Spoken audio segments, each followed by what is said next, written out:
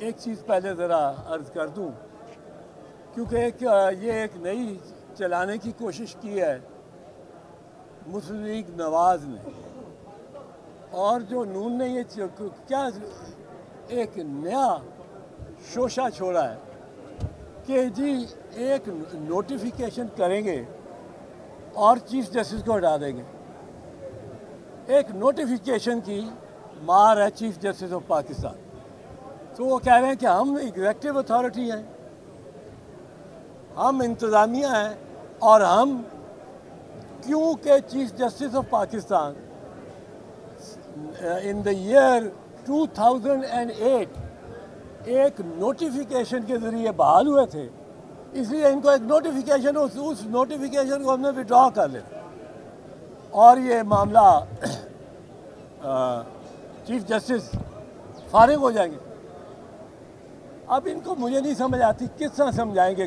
یہ مسلم لیگ نواز کا law minister ہے، مسلم لیگ نواز کا انٹیریئر منسٹر ہے، مسلم لیگ نواز کا پرائم منسٹر ہے، اور یہ ایسی شوشے چھوڑتے ہیں. چیف جسٹس اور دیگر جج جو بحال ہوئے تھے، ان سب ججوں کو 3 اگست 2007 کو گرفتار کر لیا گیا تھا، ایمرجنسی لگا دی گئی تھی، اور ان سب ججوں کو ہاؤس اریسٹ کر دیا. یہ پھر بحال ہوئے، ہاؤس اریسٹ سے پہلے آزاد ہوئے، پھر بحال ہوئے، اور یہ کہا جاتا ہے کہ جی یہ سمجھا جاتا ہے کہ اس نوٹیفیکیشن کے ذریعے یہ بحال ہوئے جب انہوں نے کام دوبارہ شروع کیا. یہ بالکل غلط فہمی ہے. ہرگز اس نوٹیفیکیشن کے ذریعے Umar Tayyab Bandial chief justice of Pakistan کی تقرری اور دوبارہ تقرری عمل میں نہیں آئی. سپریم کورٹ ان کی جو ری انسٹیٹمنٹ ہے، پہلے ان کی جو ریموول تھا، ان کا ریموول فرام آفس 3 نومبر 2007 کو، وہ اور پھر ان کا جو ری انسٹیٹمنٹ ہے، یہ ویلیڈیٹ ہوئے ہیں. ان کو آئینی اور قانونی قرار دیا ہے سپریم کورٹ آف پاکستان نے.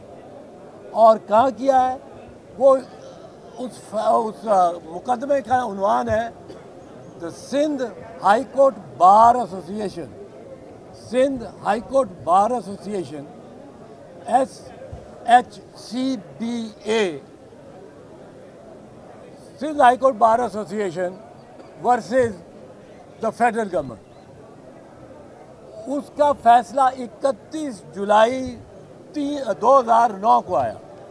31 جولائی 2009 Sindh high court bar association versus the federation ایک ڈیٹیل ججمنٹ ہے، اور اس بینچ پہ 11 جج بیٹھے ہوئے، 9 یا 11 ہیں، اور انہوں نے ساری ڈیٹیل دیکھ کے اور اس نتیجے پہ پہنچے کہ یہ اقدامات پرویز مشرف کے ایز آرمی چیف بالکل غلط ہے، ان کا ریموول ہی نہیں ہو سکتا تھا.